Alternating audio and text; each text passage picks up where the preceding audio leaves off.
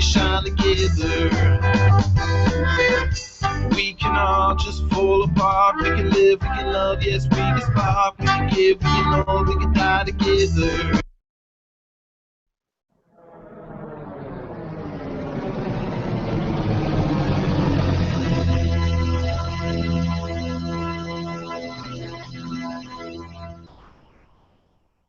The following program is closed captioned for the thinking impaired. Choose your command. You have chosen the Face-Off Hockey Show. I mean, hockey is my life. I've got on hockey underwear right now. The Face-Off Hockey Show. With Scotty Waz. Sean O. breakaway. Big shooting guard. There we go. And the P-Boys, Johnny and Mark with the C. Yeah, baby. You believe in miracles? Yes! Here's your host for the Face-Off Hockey Show, Scotty Waz. Oh, hi there, everyone. Guess what? It's the start of college football season. You know who's playing each other? Me either. But apparently I got 25 grand in the game, so let's go Panthers. Yeah. I'm joined as always by the man, the myth, the legend, Johnny P. Looking dapper in that Washington Capitals polo shirt there. Thanks. I was going to let you guys know that I went into the advanced analytics stage, and I took a job with the Caps. Well, congratulations. I'm just kidding. Why would I do something like that? That's true. You're not an asshole. So that works. I would have a job with the Caps, just not in advanced statistics. Well, that works too. You just be there, just athletic trainer. Yeah, I mean, obviously, I already have the gear for it. If you could see from the waist down, I'm wearing training shorts, which is it's always the good look of an athletic trainer and or gym teacher to Yes. have a polo shirt and wind pants or athletic shorts. I think that's actually the uniform, technically. I would hope so. That's all I saw at St. Joe. Polo shirt and wind pants. That's it. That's all. It's all you needed. Yeah. So that's good. Mark with a C is also here with us. Hi, Mark with a C. I am here. How's it going? It's going good, buddy. Yeah? Is it cold Yeah. in the place? What's that? Is it cold in there? It's going to be probably. Goes back and forth a lot. I mean, you're wearing a hoodie already. Yes. It's a very light hoodie though. It's like a long sleeve T-shirt material hoodie. With Well, the hood. like a Henley. I am taking it easy. Yes. Okay, well that's good. That's good. I like that. I like a word association. Perfect. Love it. Love it. Yeah. All right. Well, that's good. Central Air. First off, Central Air is a godsend.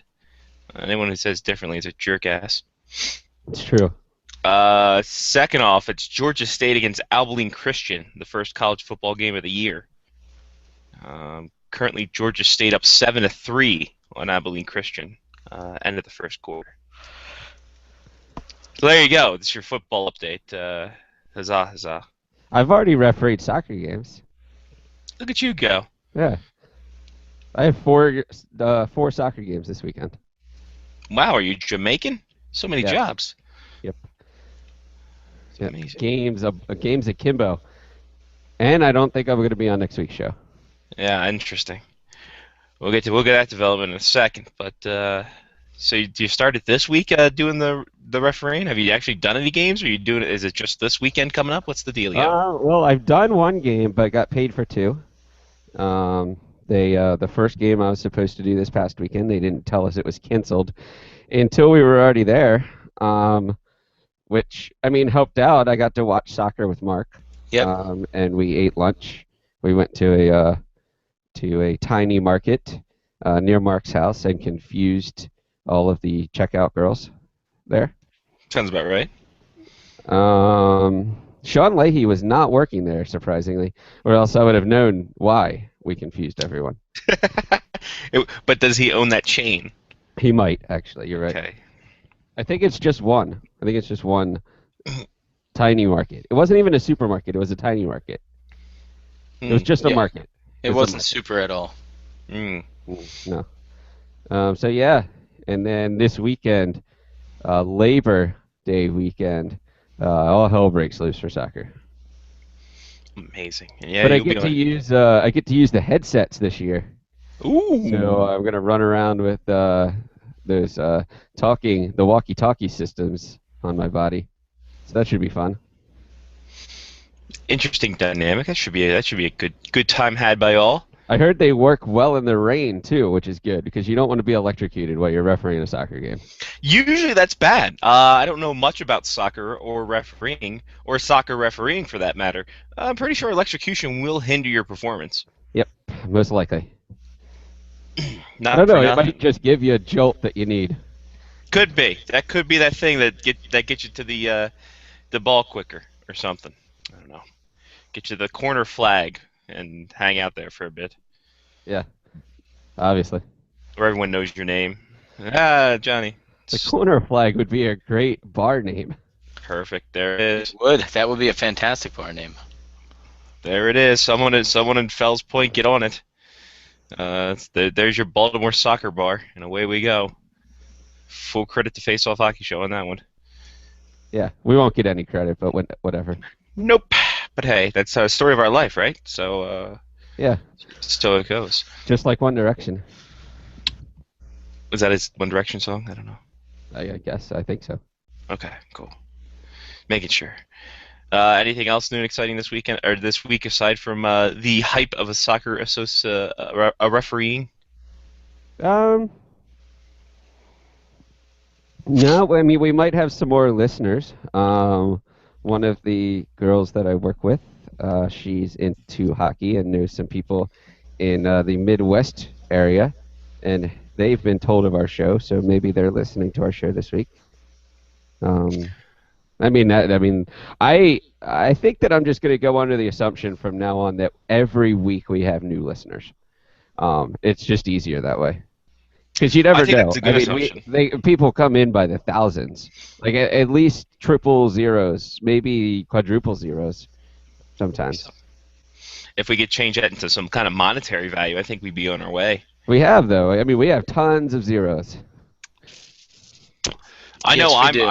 I'm a big zero, that's for sure. I don't know. You make at least 6 zeros a Yep, year. no, a year from this show.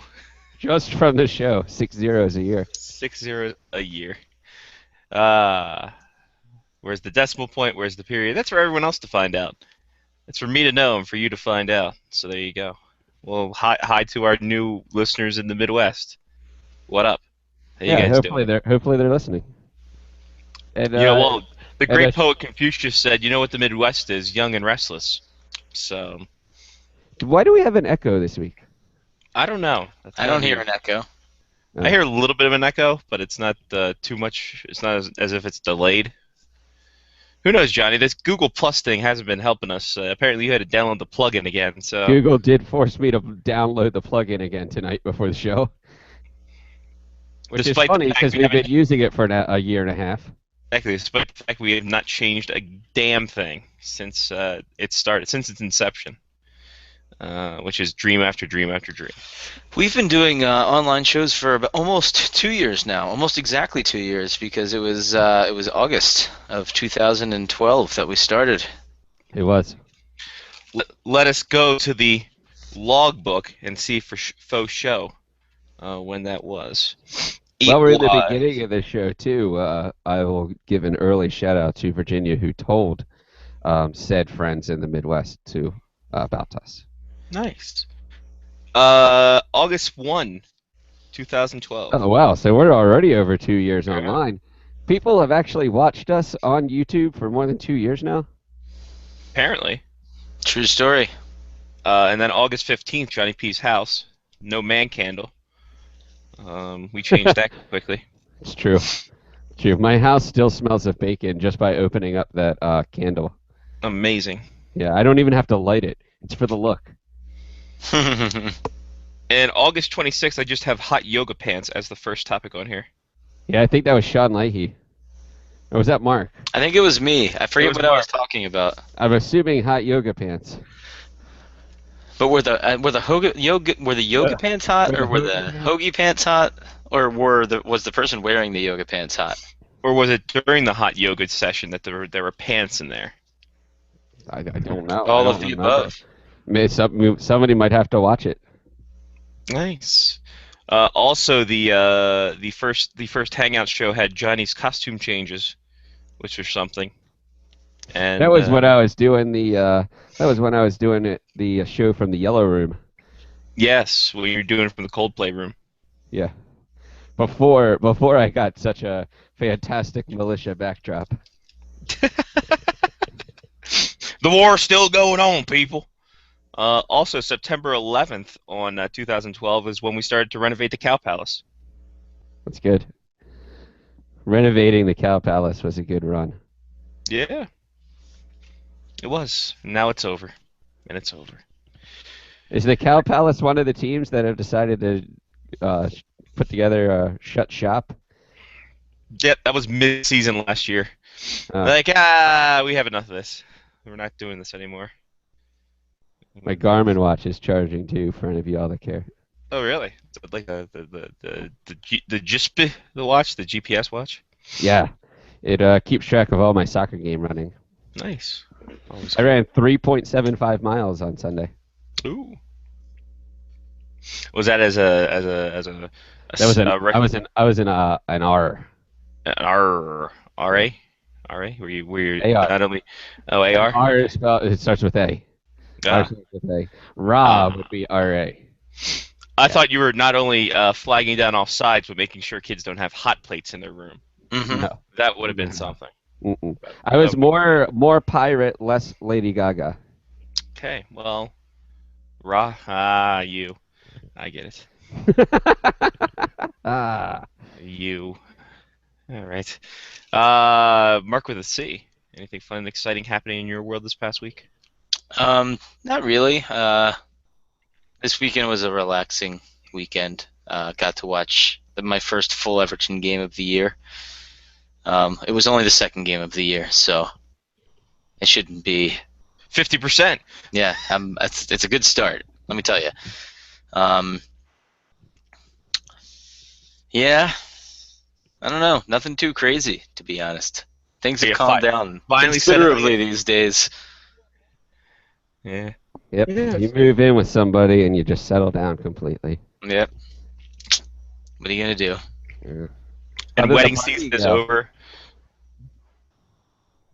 How'd the party end up? Party ended good. Nothing crazy.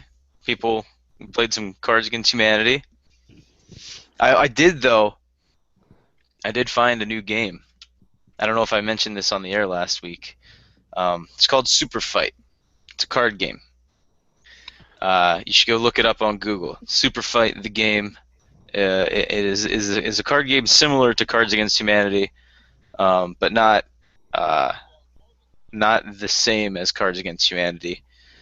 It is essentially who would win between a fight, and then you throw cards down with different like weapons and attributes and things. And it's hilarious. It's hard to describe clearly. So it's like drunken Dungeons and Dragons. Yes, except there's no numbers. You just argue over like whether George W. Bush, trapped in a hamster wheel that's 6 inches tall, could defeat a horde of zombies that are afraid of kittens, but are wielding chainsaws. So Drunken Magic the Gathering. Gotcha. Yes. All right, cool. I like where this is going. That seems fantastic, actually. It's a lot of fun. Is there a mini Dickas card? God, that'd be great if there was. Yeah. A team full of mini Dickas wins every time. All day, every day, mini Dickas. I mean, come on. It's just something you need to look forward to. It's got to be this super fight needs super fans, man. A team full of mini Dickas with the refrigerator Perry wins every time. That's when your smalls and your bigs are playing well together. It's good. What is this? An NBA team? Come on. Yeah, Are you small- your big bottom smalls. Big bottom smalls, definitely. Leave Nicki Minaj out of this. How dare you. By the way, the Good VMAs times. are still a thing. Did you guys know that the VMAs were still a thing that happened? Even though MTV hasn't played a music video since 1991. Was there any twerking and Beetlejuice costumes this year? No, but apparently Miley Cyrus made up for that when she let a homeless guy accept her award, and then he talked about the homeless epidemic, and then Nicki Minaj. Wait, so Captain Hammer was there, talking about the homelessness problem Uh-huh. that's sweeping the city. Yeah, sweeping the city.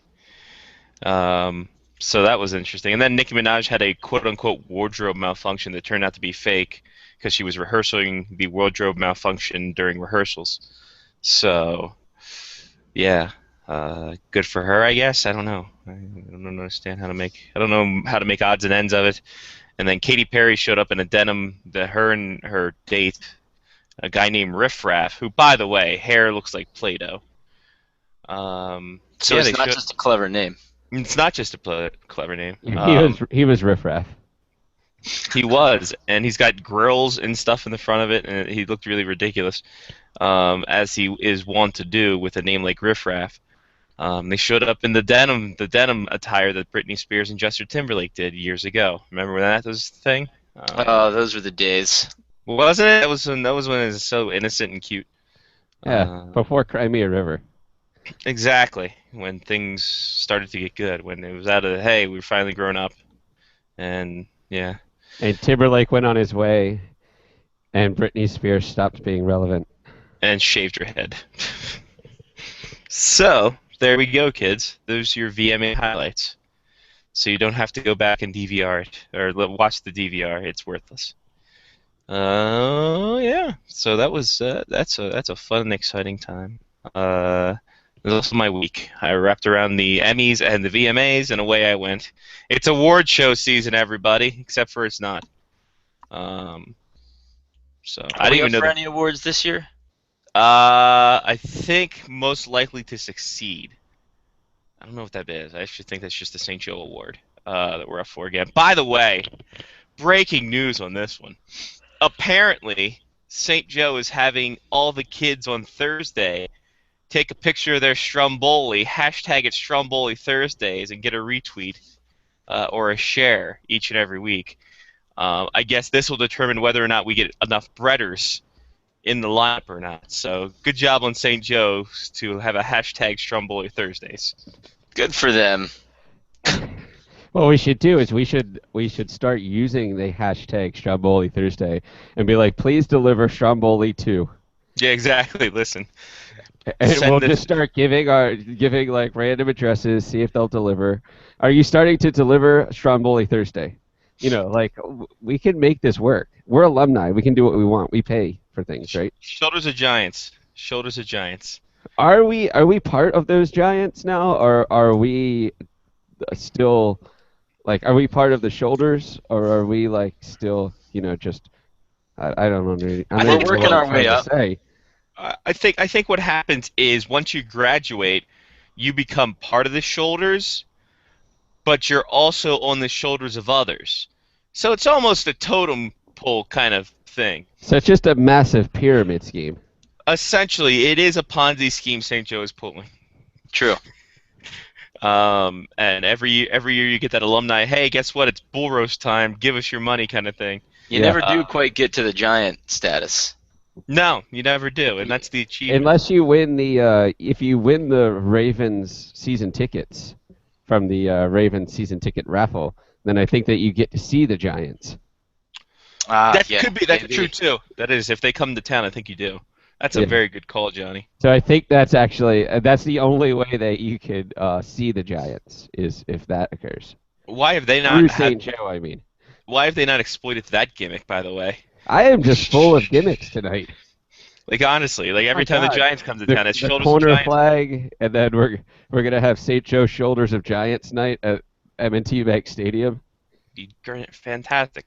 We're wasting this gold to the ethos. They're not gonna listen to us. It's terrible. Nope. They don't. Oh well, maybe we'll do it. We'll do shoulders to Giants nights. They And just want my $100 a year. exactly. Listen, you gave us enough. You didn't give us enough money for tuition. We need some more after you're gone. We have another building to put up somewhere. We need to redo the gym again. I don't know what's going on with this place, but hey. I kind of wonder how long it's going to take St. Joe to buy the row homes that are like across the street and just make campus bigger. I think if we pitch in $20, I think that'd be enough. I don't think it's that hard. I don't know. I mean, I don't know how. I don't know how. No one's got any other ideas. It's like, really. yeah, maybe. I mean, we're kind of just pondering, like, yeah, you're probably right. Shouldn't be that hard. I'm pretty sure also the county owns most of that land anyway, so it's just like if we pay them off, if we pay the comptroller off, away we go. So I agree. Something we can look forward to. We need a new baseball stadium. Tear down the row homes, put a baseball stadium there. What if they turn the row homes into like the warehouse in Camden Yards? See, that'd be nice. Or just build a row home where the river is back there, where Mr. McKelly used to take his classes. Side? Yeah, through the fences. I remember in environmental science classes, he used to take us through the fences. Like, watch out, there could be things out here, and people could be throwing shit at us. Into Irvington, you guys went in during environmental class. Yes, to find all of the environment. Exactly. It's like, there's a stream back here. We're going to go and look at this stream. Really, McKelly? I don't think this is a good idea. I understand someone bought your Jaguar off you, but let's not get too crazy. Yeah, he sold his Jaguar to a student. It was amazing. It's the most amazing thing I've ever seen in my life. Wow. Yeah. Hold on. How did a teacher have a Jaguar? Mr. McKelly was teaching for years, and he saved up, and he bought a Jaguar when it was fucking affordable. When he was making actual like professor money, and it wasn't at a he had reached tenure, so he made enough money that he could buy a Jaguar. Exactly, and then he sold it to our boy Moshe, who's working for ABC News now. So there you go. Moshe. Attaboy. On both the Jaguar and the ABC News, mostly the Jaguar. I'm just getting Scotty in random pieces right now. Are you, Mark? No, I got them all. Oh, that's nuts. That's weird for Johnny. You're by myself? Yeah, I think you're on an island by yourself, brother. Wow. Because it only jumps if I talk on the computer. Oh boy, that's not good. That's never good. I'm So getting meter from my stuff. As long as the YouTube gets it, I'll just re-record this tomorrow. Well, I'm getting meter when my the stuff goes on for me. Yeah, I got your little green dots down the And I bottom got your there. little green dots. All right, Okay. well, fine. I probably will have to re-record this then. I got Johnny's little green dots, which you might want to get checked out by a doctor. All of you. Yeah, it's fine. I'm clean. Ah, I that's good. don't have the paperwork to show it on my kitchen Yeah, No. refrigerator, but I know that I'm clean. I'm good. I put them posted on my wall. It's great. It's good times. How smart is that water, by the way? I just want to know. This isn't exactly smart water anymore. This is just the water out of my refrigerator, but the bottle's nice, so I just keep refilling the same Yeah. liter bottle over and over again. It is very, very smart of you to refill the water It's bottle. true. It worked. The first one worked. Basically, I'm wow. I never thought of it like that, but you're dead on, Mark. When I actually drank the smart water, I was smart enough to keep the bottle so that I could refill it. That's right. That's good. That's a The good job. smart water is smooth, though. It's good water. See, like that and the Fiji water. I don't understand. I'll take. Give me my Nestle Pure Life water, and I'm fine. I don't know about the other crazy. It's this water from Fiji, and then people complaining that the Fiji water, there's no more water in Fiji anymore. Like, well, this doesn't make sense. Fiji's an island. is the There's always Fiji- water. Is the Fiji water actually from Fiji? I feel like that's a lie. I think it's from Mr. Fuji, to be quite honest with you. Yeah, that makes former more manager. sense. Yeah, of the Orient Express and Yokozuna. I figured that he's the guy making this stuff, but no. Apparently, it's from a plant somewhere, and they said they're running out of the water there and all kinds of crazy stuff. It's a nice bottle though. So They get the water from a plant? That makes no sense. Well, they wring it out. They wring out the leaves, and it's all there. And Wow, that must take the Fijians a really long time to do Whoa, that and whoa, put it whoa. into the bottle. That's why They we don't haven't. like it. They don't like it when you call them that. That's why we Oh, haven't yeah. seen DJ sing in a while. Oh. What are people from Fiji called then, Mark? Fijites. They're Fijites? They're I don't know. They're not Fijians. Fujians? Fujians. No, I think it's Fijians. I think Johnny was right on this one. Don't just agree with them to agree with them.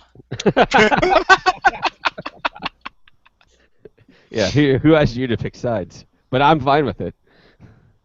By the way, Fiji water is apparently comes from the artisan water for in Viti Levu, which is let's click on the Not link in here. Fiji. Sounds like a stupid place. It's the largest island in the Republic of Fiji. Oh. Funny enough, apparently a lot of this stuff, the Fiji water plant had 400 employees and also established a foundation to provide water filters to rural Fiji communities, many of which lack access to clean water. In the ironic part of all this, That's ridiculous. Really? They can't find any clean water? Nope, Yeah, no no. clean water, but what they can do is they can wring out the plant so that they can give you good enough water that you can buy it for $2.50. exactly $2.50 a pop. And they So- can't buy new water with the $2.50? No. They don't drink their own water. That would be a waste of profit. Exactly. You don't take from your own stash. It's what many drug dealers learned. Yeah. So. Oma coming? Yeah, so there you go. It's available in 330 milliliters, 500 milliliters, a liter, and a liter and a half. There you go. You can get cola in liters too. Exactly, liter of cola. It's great. Big gulps, huh? All right. By the way, when is that movie coming out? Anyone know? Dumb and Dumber 7? What's it called? Dumb and Dumber 2. Dumb and Dumber 2. Yes, just a T.O. though. Oh, see, it's not the TOO like the Chili's 2 in the airports? Yeah, it's just Dumb and Dumber. It's supposed to be spelled 2. T-W-O. I think it's just T-O. Because they're dumb. Nah, I get it. And T.O. needed some more money. Exactly, man. Is he playing in Canada? He is. He's playing for, I think, the Alouettes. That's Chad Johnson, Ocho Cinco. Oh. It's the other cocky wide receiver. No, not that one. The other one. No, the other one. One of the ones that were smoking pot. Maybe could have been. I don't know what Chad Johnson does. He's a backup goalie too for the Islanders, so he's got that going for him as well. Yeah, he's had a good career since he left the NFL. Yeah, I'd He say branched out into a two-sport athlete. diversifying. That's always good. That's what bankers tell you. You diversify your funds, and away you go. That's what Mr. Naylor taught me. Should we get to this news? Quite the shitstorm got stirred up last night and into the morning. And that is the goodness of expansion. It started off with Tony Gallagher of the Vancouver Sun saying that the NHL expanding to Las Vegas was a done deal. And then, furthermore, Howard Bloom of the Sports Business Journal then saying that Vegas, Quebec, Seattle, and a second Toronto team would be in the NHL by 2017. Kansas City was also mentioned in this, but not as seriously because it's Kansas City, and that arena has been there for 7 years and already out of date. NHL deny, and a lot of people are saying this doesn't make sense. Why not move teams? What the hell are you doing, NHL? Why do you not like to succeed? LOL, let me in. Thoughts, comments, questions, concerns. I'm just going to start off with I don't know if I'm going to be able to follow an NHL anymore, where there is such a god-awful commissioner that makes so much money for the league that they're going to bring in 4 more teams over the next 3 years. I don't know if I can be a part of this anymore. I mean, there's just not enough money in hockey. I mean, there can't be enough money in hockey if there are going to be 4 more teams that come into this league. Which, if I'm wrong about this, I don't think I am, would make hockey the biggest professional sport in the United States. If all 4 get in, yes. That is correct. Yeah. It'd be the biggest for the league. It'd be the biggest professional league, and not just not in America, because NFL has all 32 teams in the U.S., whereas Canada makes up for however many this is going to be. I mean, I understand. Yeah. Semantics. #semantics. Yeah. But yeah, it would be 34. It'd be if this all goes to plan, 34 would be the thing. The funny thing is that Vegas being a done deal doesn't make a damn bit of sense to me, because they wouldn't have a home fan base, because no one's going to go there to watch goddamn hockey. It's gonna be tits and gambling and beer, and then hey, there's a hockey game that's a team that's playing there that's from where I'm from, so I'm gonna go cheer them on. So I don't know. You don't think people would travel to Vegas to watch their team play? They would, but the problem is there would be no home team. There's no home team fan base, so it's like there every are people game that live in Vegas. I mean, I do understand that there will probably be more away team fans at most of their home games. Yeah, that's obvious, because you can get airfare to Vegas for what, $79 round trip? I think so. So yeah, I mean, it's something where I don't know. I don't understand why there's such a hard on for Vegas and to have a professional sports team in that market and be the first one there. Was there any caveat to the Vegas thing being a done deal, like if it lands on red or something like that? I mean, I feel like there's more to that sentence. I don't know. That's a good question. I don't know. What are the odds, really? Right? You put what are the down, odds? You're like, all right, Gary. Expansion team in Vegas. Put it on red. Let it ride. I think there's a 50-50 shot. I think that's what the odd. I think every odd is a 50-50 shot. Either it happens or doesn't happen.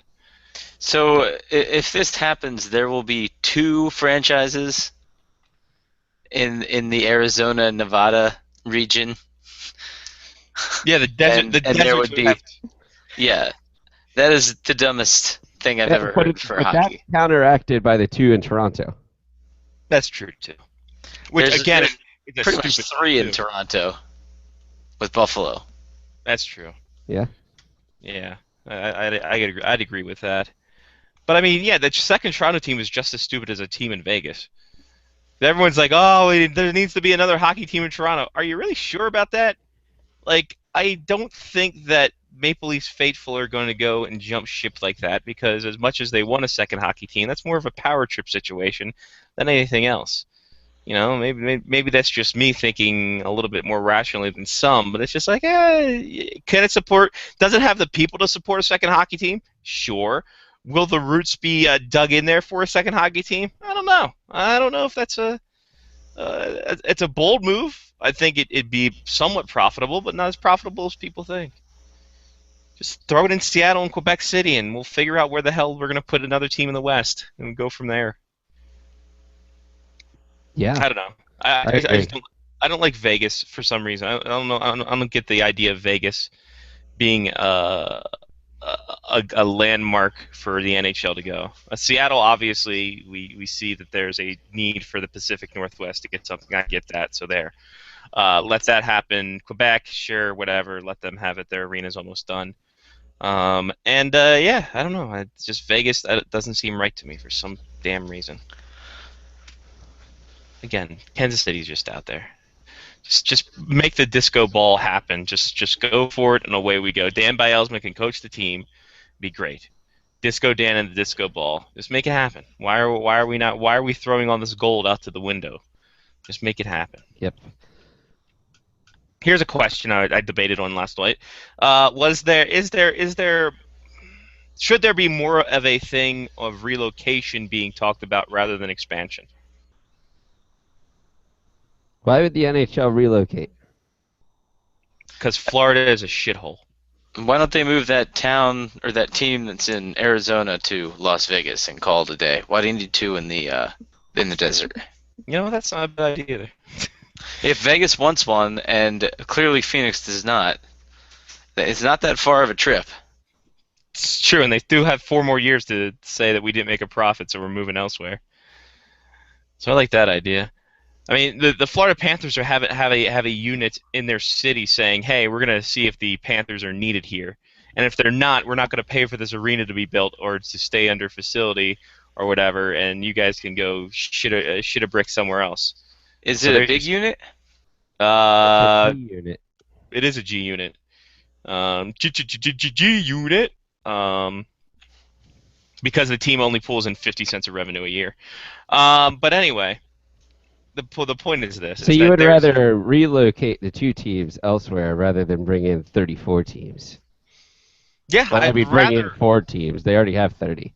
Yeah, I'd rather relocate a couple teams than to expand when the NHL just says, you know what, we hate money that much, and we're gonna have teams for a short term that would make money, but then start hemorrhaging and start complaining, and we don't want. I'd rather them move some teams, move some parts around, than hemorrhage money later on in the 5-year span after expansion. But I- this is the fun of the NHL, though. It is. I understand it's the fun of the NHL. I understand that Every summer we get to talk about where the Coyotes are moving to. That's true. Remember, this is year 1. Year 1, and they lost money. So, come on, 4 more years of losing money. 4 more years. Yeah. 4 more years. We'll be doing this podcast like through virtual reality machines in our virtual studios, somewhere in I don't know, Rapid City, Iowa. Yeah, obviously. We'll be on air. Exactly. It'd be great. Literally. Yeah, no, we'll be on the cloud. hmm We'll just do this whole show from the cloud. We should. We should. Be great. Yeah, but the only problem that was pointed out is aside from Florida, there's not many teams that are in dire straits with their money for nothing and chicks for free. Right. So, That's actually, if you move a team to Vegas, that's what you get. dire straits. Money for nothing and chicks for free. Oh, that works too. Should be money or nothing. Usually nothing when you leave Vegas. You just end up just as a roustabout. Be terrible. With only the clothes that you came in on. Wait, what? The clothes that you came in on and the horse that you drove here. The horse has no name. I know that. No, the horse's name is Friday. Oh. Shit. Hey, by the way, do you know the Canadian Hockey League is trying to do this union bullshit again? Oh, all right. So congratulations, junior hockey players. Attempt number 2 with this this thing. So apparently, yeah, I don't know. It's amazing how they are having issues having a union for these kids and stuff like that. The commissioner of the CHL, the Canadian Hockey League, David Branch, is saying, "Hey, we're giving you all this money for schooling and scholarships, and you bastards don't use them, and that's where the money's going, and all this other kinds of crazy crap." But apparently, the guy who started the union for a second time, he's no longer involved in the union thing. So after his first attempt failed 2 years ago, he asked a big corporation to help out, and now he's no longer associated with the big corporation. And yeah, it's fun times for the CHL. So at least the only good thing to this is that George Larocque isn't involved as the head person for that. So I think that makes it less hilarious, just because he's out of there. But overall, you know, they're going and hanging out and just saying, yeah, we need these 15 to 18-year-olds or 20-year-olds need a union. So God bless them. What is going on with youth hockey right now? Like minor leagues and junior leagues are all out of whack. Yeah, I don't know. minor leagues is just something we've seen over years. We all remember we always had like the shit. Well, I mean, I had that one team that folded during the year when I picked Yeah, them you had- for the pick'em segment. Yeah, the Columbus Stars when they folded mid-season, and then of course the St. John Maple Leafs who just didn't play a game for 7 weeks. Yeah, they were just stuck. It's like we can't dig ourselves out of here. But no, I mean the minor league landscape I think is we've always had ebbs and flows, and finally it's catching up to like the shittier leagues or the people that don't know how to manage leagues. So, and considering there's a lot of talk about this AHL Pacific division going into full bore next year, I think finally we're going to have a class system in the NHL where it's AHL, ECHL, and SPHL from single A to triple A, and away we go. Onward and upward with that. But junior hockey and youth hockey in general is just, I don't know, it's becoming more and more of a shit show each day. Like Sean said last week, it's just the whole high school hockey dynamic is getting crazy. And, you know, a lot of kids are thinking they're bigger than they actually are, and they're trying to go to prep schools and trying to play junior A or whatever. And some succeed, some don't. And much like other teams, like, I mean, hell, we had a junior A team this year had to fold up because the ECHL team was taking over their arena. That's bullshit. Well, I guess you know what? They could probably come back since the ECHL is folding. No, the ECHL's not folding. They're good. The ECHL's in good shape, so the CHL and the AHL are in good shape. Well, the Central Hockey League's not in good shape. They've got 7 teams. Yeah, the CHL is the one that's folding, Mark. Yeah, the ECHL is on the steady ground. What about the SPHL? They're hanging out. They're cool. They're fun. Yeah, They just have they're a all team in good. Peoria. They're gonna start. They're gonna start expanding outside of Serena Park. Exactly. Pasadena, I heard. Maybe Linthicum. So did the SPHL get a promotion because now the CHL is gone? Did the SPHL get like kicked up a notch? They will. Are they gonna get all of the CHL players? When the CHL finally does die, I think that they'll get some amount of CHL players from there. But I think some of the CHL will go to the ECHL. The whole minor league thing is a fun thing in general because of this AHL Pacific division. If that happens, then you have a whole fucking mess of people trying to figure out where teams are going to be placed because like a Manchester team who's in the East Coast or in the AHL might have to go to the East Coast League because the Manchester Monarchs, the LA Kings decided to hell with it. We're going to move our team to Ontario, California instead of Manchester, New Hampshire. So, yeah. And then the CHL teams are going to fold up. I mean, here's the funny thing: is there's 7 CHL teams. One's in Ontario, one's in Rapid City, South Dakota, and it's going to make the travel just that much fantastic. The And isn't the rest of the league owned by the same guy? 3 of the teams are owned by the same guy, the same firm, Allen Wichita. The commissioner of the league or something like that. And then the owners own the league, so it's a conglomeration. The CHL is a mess from the start, and they should have died last year, but for some reason they stayed alive. You lose 3 It's teams. like the Bee Gees. Exactly, and Pearl Jam. So, yeah, the CHL should have died last year, but hey, here we are now with 7 teams. A lot of them looking to ECHL, maybe AHL for next year. And the CHL insists that they're still looking for expansion in Casper, Wyoming, and Louisville, and other places. So, yeah, the delusionalness of these leagues is fascinating to me. So, I don't know. But yeah, the Farm Report might have to do like a travel log for the Brampton Beast to see how far it takes them from Brampton, Ontario, which is near Toronto, all the way across the Central Hockey League. The closest rival to them is, I think, 1,000 miles away in Illinois in the Quad City DJs. So the closest team to them is 1,000 miles away. That's a lot of bus time. Yes, it is. They did. The Toronto Star did a nice little write-up on them about how much bus time is used for this damn team. And they're like, yeah, we live and die on the bus. And I'm like, yeah, you might die on the bus. Those Midwest winters are freaking crazy. That's going to be the next team that folds. I hope so. They shouldn't have been an expansion team in the first place. All right, let's check it out, shall we? Brampton, Ontario. to Moline, Illinois. Is that near Terre Haute? I don't know, Mark. Did you see any signs for Molines? No, I don't know where Molines is, but it sounds like it's in a very big part of the city, because it sounds like somewhere where there will be a lot of people. Just kidding. Moline sounds like the smallest part of Indiana.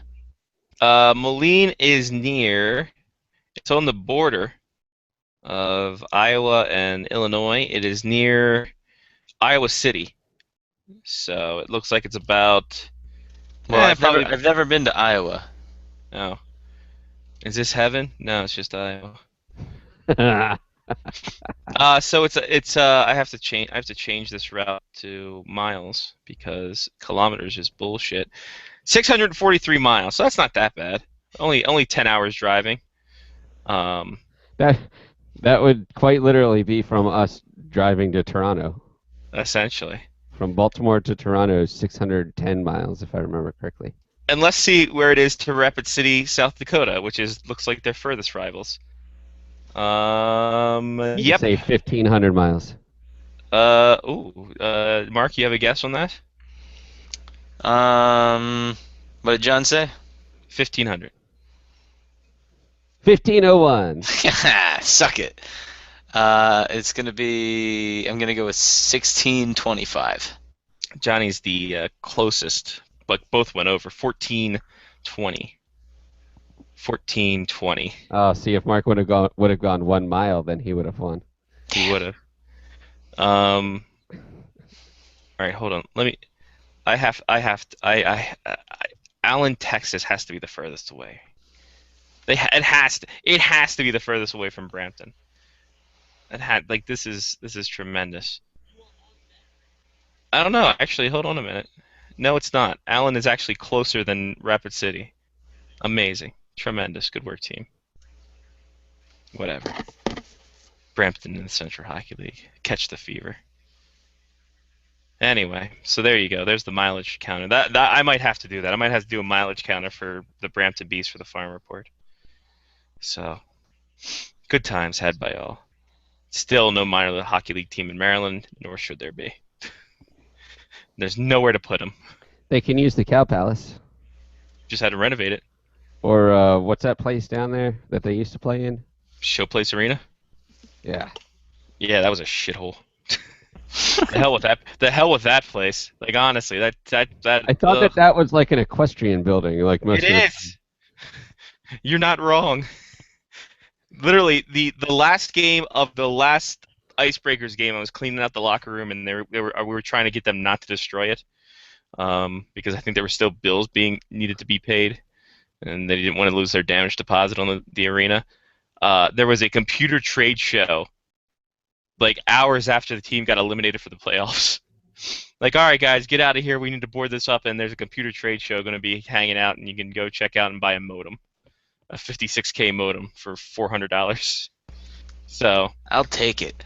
It's sold, because in 1998 that was still a thing. So yeah, that was that Showplace Arena. It looked nice on the outskirts, but when you actually went into the actual part of it, when they had to deal with the hockeys, not so much. It was not fun at all. Buses had to trample through horse shit and everything. It was terrible. Literally, they went through horse shit. Literally. But hey, we got to order Jerry Subs and pizza for the visiting team for their bus ride home. So that was Jerry's. There's still Jerry Subs and pizza around? Yeah, there's plenty. There's one in Rockville for sure. The one in College Park is torn down, but there's one in a gas station actually in Rockville. Yeah, that's I know. Tremendous. I have to go to a gas station in Rockville now. It's gonna be my next excursion: the Ocean City, and then the Rockville Jerry Subs and pizza at the gas station. My life goals. Speaking of goals, there's goals being scored in the Champions League, everybody. That's right. Hockey's being played as the Champions Hockey League is ongoing. Go Champions Hockey League. Who plays in this Champions League of hockey? It's champions from across Europe. Let's see. Should this load up in time? As Mark takes a big yawn. Mark's a tired boy, aren't you, buddy? Yeah, I got up this morning to run at 5:20. Holy Jesus, there's a lot of teams. 1, 2, 3, 4, 5, 6. Wow, I would say almost 44 teams. There it is. 44 teams. Right there. Right in front of Wow, my I would stupid say face. that there's almost 40. Oh, there's 44. 40. What's that? Oh, just look on the website where it says 44 clubs, 1 champion. Okay, that's a great tagline. Good work, team. So yeah, 44 teams. A lot of. Whew. You got the German league represented. You got the British Hockey League represented. You got Denmark representing. You got Norway Norway's got 2 teams. Shout out Norway. Switzerland, Germany, Czech Republic, Finland, Slovakia. League Magnus. I don't know what that is. That just sounds awesome. It sounds awesome. I want to play in League Magnus. I'm guessing that league is the one that can lift the most. Brian Condiablos. League Magnus. Where's League Magnus? Where are they from? It's got to be Sweden. Oh, that's the no, league that Magnus for Magnussen's in. It's France. What? That doesn't make a any damn sense. bit of sense. They'll never win the strongest man competition. Man, they've given up so many goals. See, because it's France. Yeah, Brian Con Diables Rouge are the League Magnus champions. Shout out Brian Con. Brian Con, a convention of all Brians. Brian Con is where everybody goes dressed up as a dog. They cosplay as their favorite Brian character, Brian Griffin, or Brian Griffin. What other Brian? Like, there are no like characters named Brian that I can think of at all off the top of my head. I can think of actors. Bryan Cranston. Well, there was the Brian was the Austin movie Green. about the life of Brian. Yeah, Monty Python, he dresses Brian. Yeah, you could dress as Jesus, or not Jesus, but Brian, Right. who's not Jesus. He's Brian. Oh. I can't think of any other movie I can't characters think of named any Brian. character. It's just the dog. That's what I'm saying. It's like a full. It's a full. Brian Con is like a massive convention center thing where everyone's dressed up as talking dogs. That's amazing. Yeah, I can't think of any. Wow, that's a great point, Johnny. Like, wouldn't it be great? Like, you walk in and you're like, I knew it. You're Brian from episode 131. They just do their favorite episode. That's all right. Now this needs to happen. Brian Con can be held at the corner flag every year. Yes. There you go. Obviously. Hashtag Stromboli Thursday. We got it. It's all taken care of. It's all now. figured out. We figured it all out, everybody. No need to fear. By the way, speaking of cartoons, have you guys been watching every Simpsons ever, or is that just me having jealousy issues? No, I haven't seen any of them. Yep, I haven't seen one of the Simpsons on the marathon. Is this still the same marathon, or have they repeated the marathon yet? No, it's still the same marathon. That's ridiculous. It's been They gotta going go on through- for like 4 days. They got to go through 25 seasons, Mark. But how many episodes is that? It's 4,000. Shut up. I don't know. Oh, no, and that wouldn't make for awful radio. 4,000? They're going through 4,000 of Simpsons episodes. Hold on. 25 seasons. 25 seasons, 552 episodes. Yeah. Okay. So That sounds 500 more like it. 552 times 30 equals a piss load. Yeah, it's What does that- 1,500-ish, right? We'll find out here in a second. 552 times 30 equals 16,560 minutes. Divided by 60. Divided by 60 equals 276. Now divided by 24. Divided by 24 equals 11 and a half days. That's absurd. There's 11. They have 11 and a half days of content. Yeah. We've got to step up our game. Yeah, exactly. We're close to that, though. I forget what we came up with the other day. I thought we were more than that. Yeah, we were more than that. We're I we're thought what? we were at 19 days. We were Oh, like 18, 19 days. We almost have a month's worth of content. That should actually be our next. That should be the slogan on our next T-shirt. Face Off Hockey Show. We give you more content than The Simpsons. It's true. And we're funnier too as we get along. Oh God. Yeah. So. There's every Simpsons ever, and FXX paid like $75 billion for these rights. Like, we won it, and we're like, wait, we're part of the Fox conglomerate. Why are we paying so much money? Shouldn't they already own all of them? That's what I was thinking too.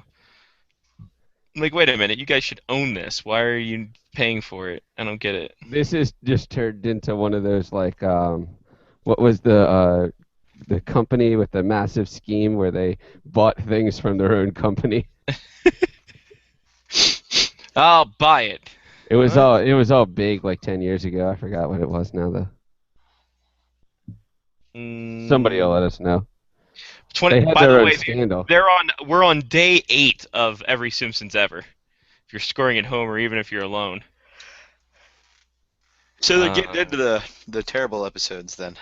Yeah, you're getting into the dire straits where it got a little too serious after a post movie, as it were. What did they pay? Just give me the numbers of what they paid for. You sons of bitches. How much did FXX play? I couldn't watch a TV show that's been on for that long for that amount of time. Like, I don't know. How do the people working on this show? I mean, how are they still, like, even remotely interested in doing what they're doing? Because they're They're making not. a shitload of money. Yeah, exactly.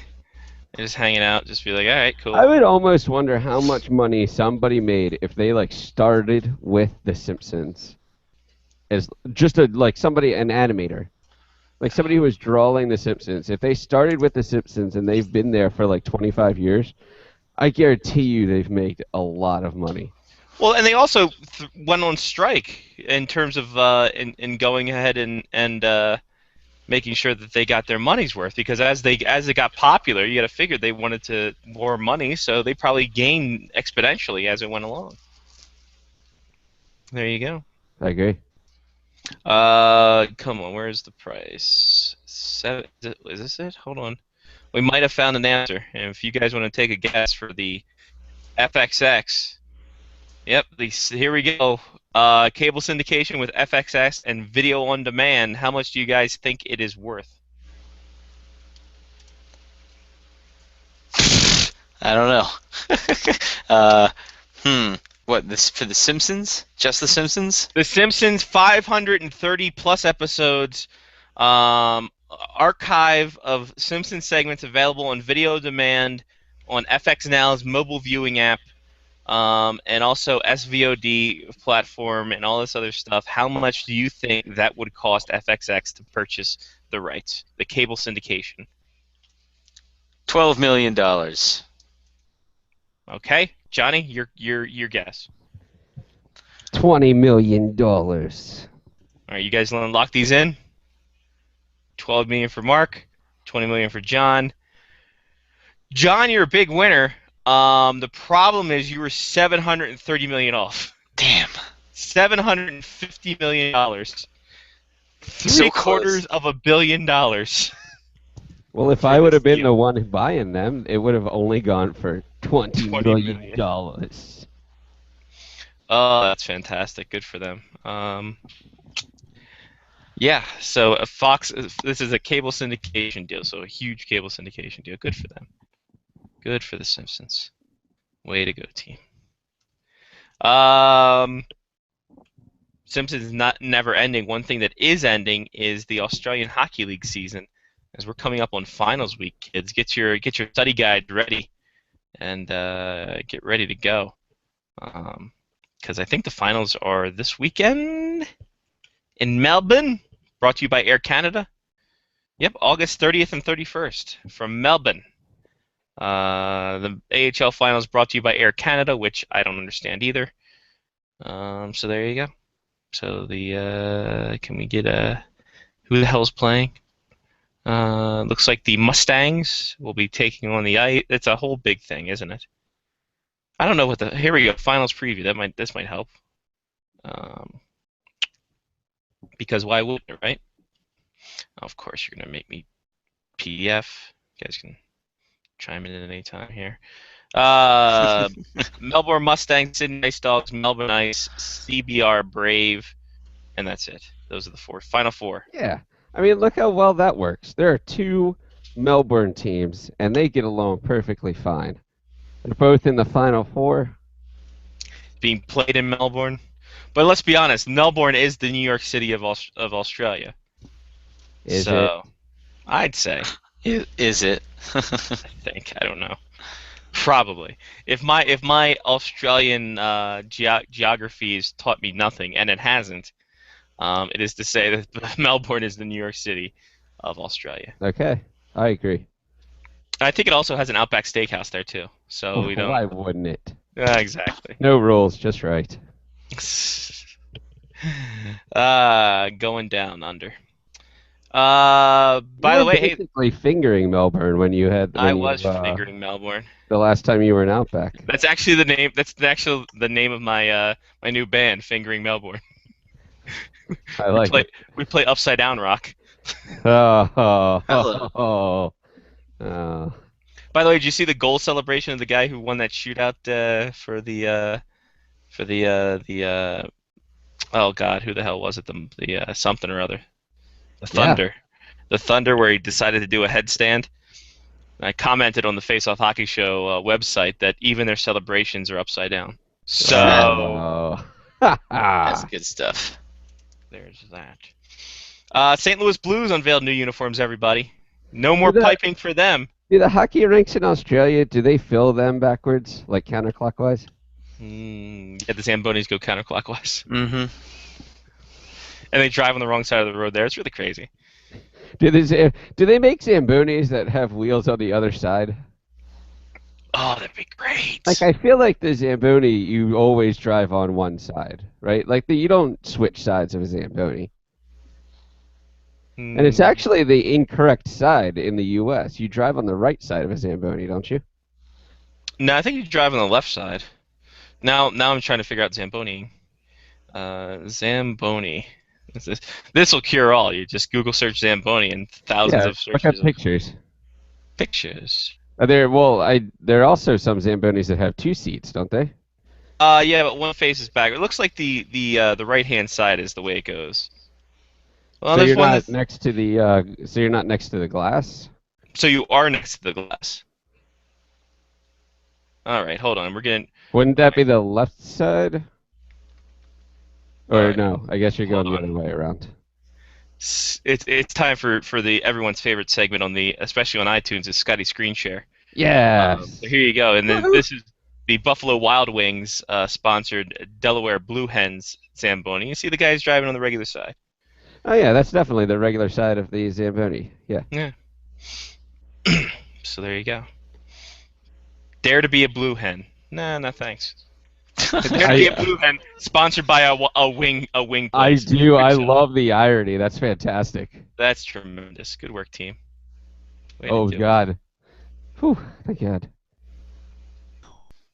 There we go. By the way, Priceline for me, a 4-star hotel starting from $23. In Delaware? Whoa. Is that some sort of marketing and advertising that you're doing there? I'm just saying, Priceline, man, the negotiator's all up on me. No, that's the hobo rate. The hobo rate? Yeah, you got the hobo rate.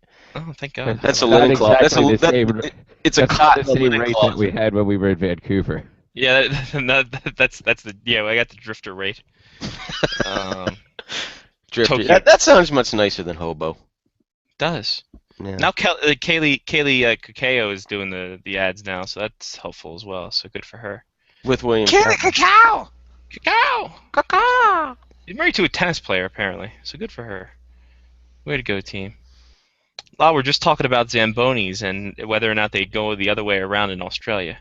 Yes. Yes, everything runs counterclockwise. Come on, it's basic science. Everything north of the equator goes clockwise, south of the equator counterclockwise. Ask Sasky, she'll tell you. She's doing things, preparing for things and stuff. So there you go. And Lyle, did you hear our Simpsons talk? Yes, I did, sir. Okay, good. I was going to say, how much would you pay for The Simpsons? And would it be anywhere close to 3? Lyle's like 720 billion. Exactly. Billion but only for the first dozen seasons, because then after that they got repetitive and trite. A lot of people saying after season 9 it's worthless. For me, season 12 was the cutoff point. It was just that they just started repeating themselves after that. It was just like, oh, look, Homer got drunk and done something stupid again. That was like, gee, every second episode of the first dozen seasons. Oh, look, Lisa's lonely. Oh, look, Moe needs to get a girlfriend. Oh, look, Mr. Burns is plotting something. I mean, that was from, every second episode of, you know what I mean? It was just, it just got repetitive. Cash in the paycheck. Yeah. And that's the sad part about it. Cash in the check, cash in the paycheck. The sad thing, I think, is the fact that there's a whole generation that grew up watching got most of their stuff for The Simpsons the second half of the season, of the series. They didn't get the first half, and they don't understand just what a huge cultural phenomenon The Simpsons were in their early years. I mean, they really genuinely were a cultural phenomenon at the time. I mean, we're talking the early 90s here. I mean, for us, I'm not saying anything that unusual here, but, for my son's generation, they're just like, oh, okay. My son's in his early 20s. They're like, oh, what, really? Oh, okay. Yeah. Yeah, and I mean, it was a big deal because The Simpsons, or at least in the States, it switched from Sundays to Thursdays all the time. It was like I say, it started off on a Thursday and then moved to Sundays and then moved back to Thursdays and then finally ended up on Sundays. But that was a real big thing, and it's just in the heyday of everything. In the hay and the hoe and when TV was good and sitcoms weren't reality shows. Yes, exactly. When writers actually had to write shows, though to be fair, there's still some good writing. There's still some good shows. You just don't seem to find them on network television anymore. Yeah, they're on AMC or HBO or Netflix. Which is fine, but still, it's just once upon a gather around, children, and here on the old-timey Face-Off Hockey Show, we'll tell you the days when actual good television could be found on network stations. Yes. Johnny, do we have the Face-Off Hockey Show clip? No. I don't have it. Damn it, that'd be great. I can sing it though. We're scared.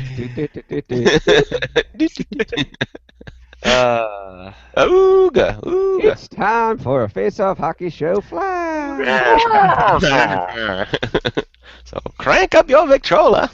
Exactly. Yes. Back when the men were men and the sheep were scared. Hey, look. Hey, that's the national motto of Greece. Well, it is the word. And everybody knows that the bird is the word. So. Did we ever figure out what the word was, and did we ever figure out what Meatloaf would have done if it wasn't for that? I don't know what that means. No. Yeah. No, I don't think he never really told anybody what he would do. Given his size, is there anything he wouldn't do? Given his politics and everything else, is there anything he wouldn't do? I would sing a really crappy version of America I will sing a really crappy version of America the Beautiful with Mitt Romney during an election campaign. I think the real question is, I mean, I'm sure there were things that he wouldn't do, but I'm sure there were way more things that he just couldn't do because he was so big. Yeah. That's a very good point. And by that, he probably means run after her, like if she was leaving. There you go. I don't do anything. But not that. You guys go. Yeah, but he didn't really need to have to run after her, though, because he would just run to his car, and then he'd have Paradise by the Dashlight. Or dashboard light. And then he could chase after her like a bat out of hell. Yeah, obviously. And then he can drive the bus in Spice World. Wait, what? People of the world. Yeah, in the movie Spice World, he was the bus driver. Okay, Yeah. I didn't watch that. I wouldn't know. My movie reference for Meatloaf was when he played Eddie in the Rocky Horror Picture Show. He played And something else. I just Was he in blanks Wayne's from World all of you too? guys. So there you go. Was he in Wayne's World too? Wayne's World 2 or Wayne's World also? Wayne's World 2, the actual number 2. Wayne's World 2, the crappy one. I don't know, man. Crappy. You're right. You're right. Yeah. Michael Lee Aday is Mike Meatloaf's full name. That's sad. I'd rather call him Meatloaf. Yeah. When do you think he got that nickname? Do you think Meatloaf was a nickname that he got when he was in school, or do you think Meatloaf was a name he adopted willingly? No, that's a name he got in school. Kind of like Sting. What if it was a? He named himself a verb. It was a name that Meatloaf like gave himself, and they're like, "Really? You named yourself after dinner?" Apparently, so Mr. Loaf. And this just popped into my head too, which is random. How great would it have been if the scene from Running Crasters when Will Ferrell's like, "Mom, Meatloaf," and then she turned on like "I Would Do Anything for Love" in the background? That'd be perfect. Swerve, fantastic. Apparently, his first band was called Meatloaf Soul. I shit you not. He just loves Meatloaf. And yeah, I guess he just adapted the name. Maybe he sold his soul for Bat Out of Hell too. That's true. Could have been. That was why he just became Meatloaf after Yeah, that. because he sold the soul part. Yeah. Yeah. Well, as everybody knows, meatloaf and soul. I mean, come on, you're talking a beef dish and a fish dish. It doesn't really go together. See what I did there? And forget it. Anyway. He appeared playing drums in the WWF rendition of A Land of a Thousand Dances. Oh yes, I do remember that. Yes. Yeah. Cyndi Lauper was there wearing a bad wig. She wasn't fooling anybody. The World Wildlife Federation? Yep. Yes. It was Dancing Pandas and General Mayhem. And Meatloaf. Yes, and Meatloaf. Also, Chef Aid was the thing I was thinking about. You'd think that PETA wouldn't really take kindly to a guy named Meatloaf. Interesting. Yeah, but it's actually like Meatloaf's like the recycling, right? Like, well, remember on South Park initially it was called Couscous. It was Chef who named him Meatloaf. Yes.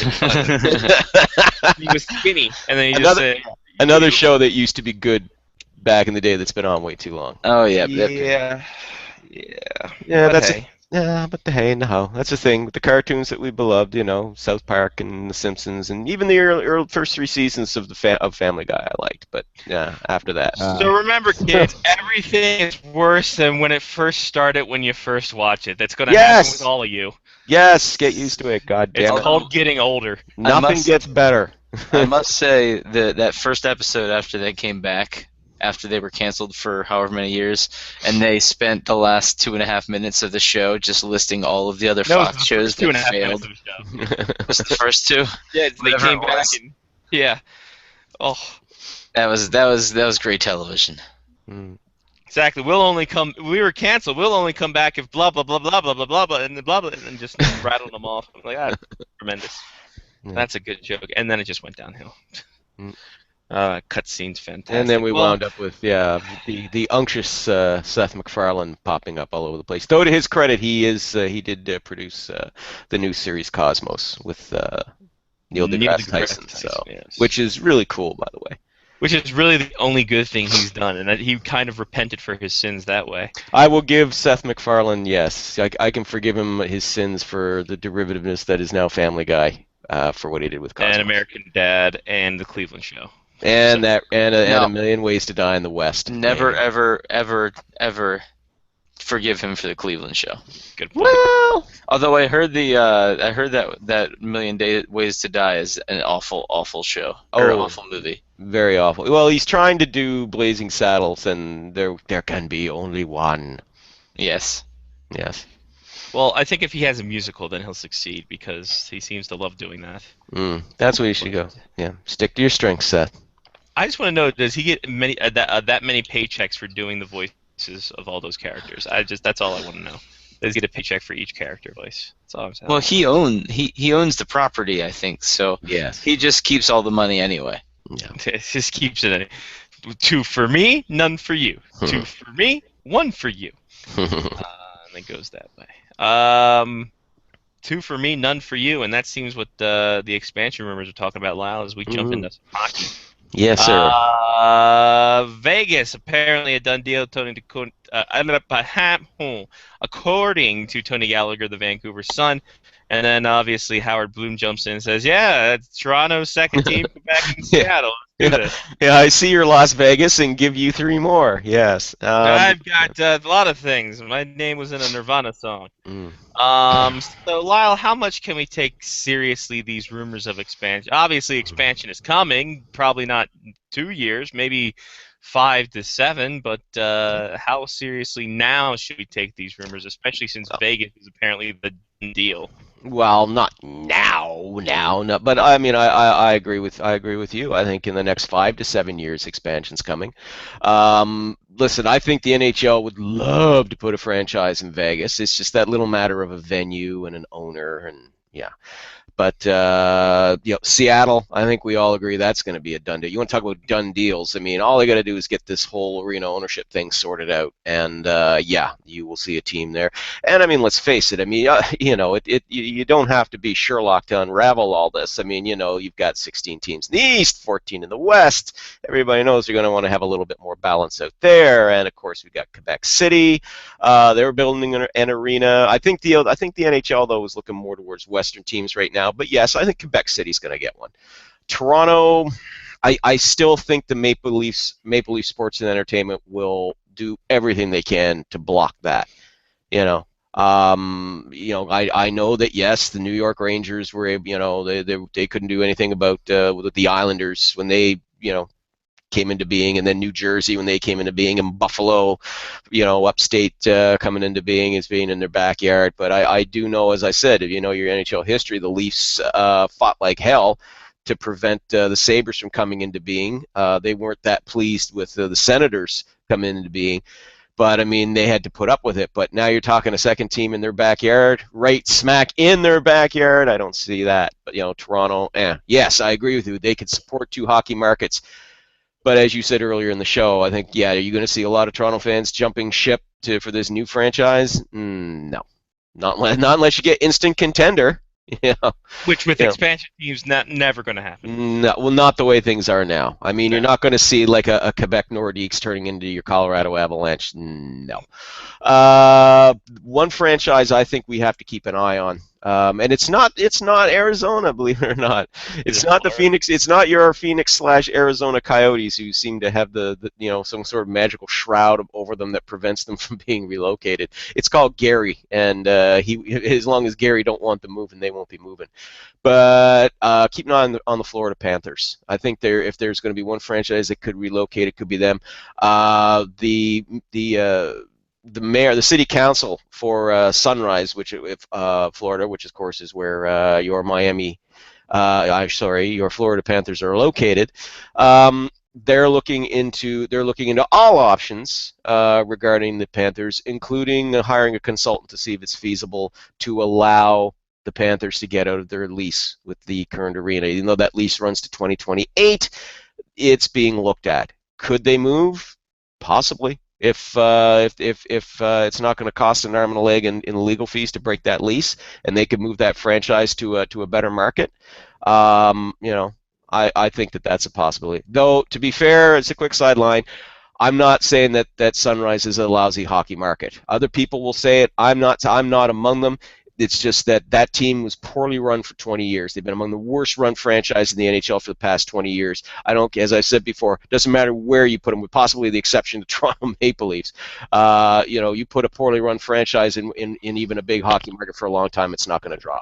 But getting back to what I was to my original point, Florida, I think could be relocated. I think that's where we might see the bit of the shell game. There'll be 3 places I think that we could see it for sure. Seattle, Quebec City, and Las Vegas. Now, you're going to stick 2 franchises out west. You could either be an expansion, or one of them could be the Panthers moving out there, and then you get your 2 Lyle has flicked off all of our British viewers. Yeah. Yeah. There you go. But anyway. But that's the way I envision it anyhow. So didn't we joke around at one point that the draft was going to be the last thing held in Sunrise? Yeah. Yeah. Listen, I know that there are Panthers fans who they're very sensitive about that, and I don't blame them. You know, I mean, if you're a fan of an NHL team, I mean, think of tomorrow if you heard rumblings that the Washington Capitals would relocate. You guys wouldn't like that. You guys would be very sensitive about that. You know, your initial, seriously, you would. So I understand where Panthers fans are coming from, same as I understand where Coyotes fans are coming from. But when you read that, the city council of Sunrise is looking into all options, including finding a way legally to let the Panthers out of their lease so they can relocate. I don't know you guys, but that perks up my ears. Yeah, I mean, especially when you start bringing outside sources in, it's like, oh boy. Mm-hmm. Not that. But here's a big question. Are they going to put up a fight like a la the Arizona Coyotes? Like, because I mean, or is this going to be an Atlanta Thrashers situation where it's just like, all right, the hell with it, we're done, peace out, we're moving elsewhere? I think it's a Thrasher situation. You've got new ownership in there now, but if they turn around and they go and if they plead the case to Bettman and say, look, this just can't work. It's just not tenable, but put us in another market. Let's make it a better comparable. Okay, Hartford Whalers becoming your Carolina Hurricanes, though going in reverse, going from a non-hockey market, traditional hockey market into a more traditional one, i.e. Quebec City, or if Seattle gets an arena first, or then it goes into Seattle. Yeah, according to the people in Seattle, there's still no movement on those chicken fingers. For that one whatsoever. So and the Quebec Arena is done next year, I think it's next year. Yeah, either 2016, something like that. Within the next couple of years, it's going to be done. And apparently there's a 17,500 seat arena in Vegas going up as we speak. And that's the reason. Listen, the NHL. That's the only reason why it's being talked about. The NHL did not move their award show from stodgy Toronto. And I'm sorry, Toronto, but, stodgy Toronto to Vegas just because everybody loves to go down and, fart around on the slots and the roulette tables, okay? They are very interested in putting a franchise there. Well, because they're going to be the first they would be the first big professional sports team to be in Las Vegas. Not counting CFL when they had a franchise there. Doesn't count. We're talking, the big four in North American pro sports, one of the big four of the North American pro leagues, that the NHL will be first. So I mean, they definitely want to jump in there on that. Yeah, but I mean, I brought this up earlier. Is that can you get a home fan base in Las Vegas, or is it going to be a lot of just people being there and seeing their hometown team play, and then going afterwards to the roulette table?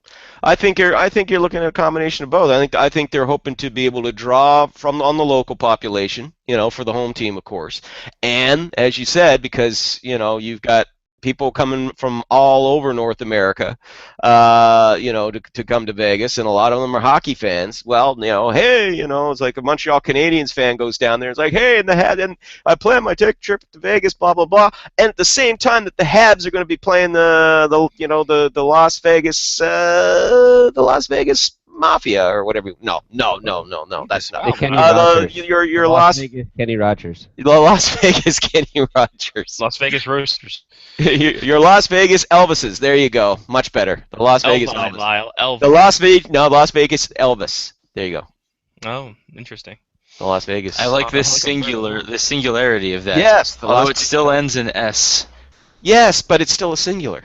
Exactly. That's the funny part. See, it's a play on thing, So their mascot is just an Elvis impersonator? Absolute. Come on. It's ready made, man.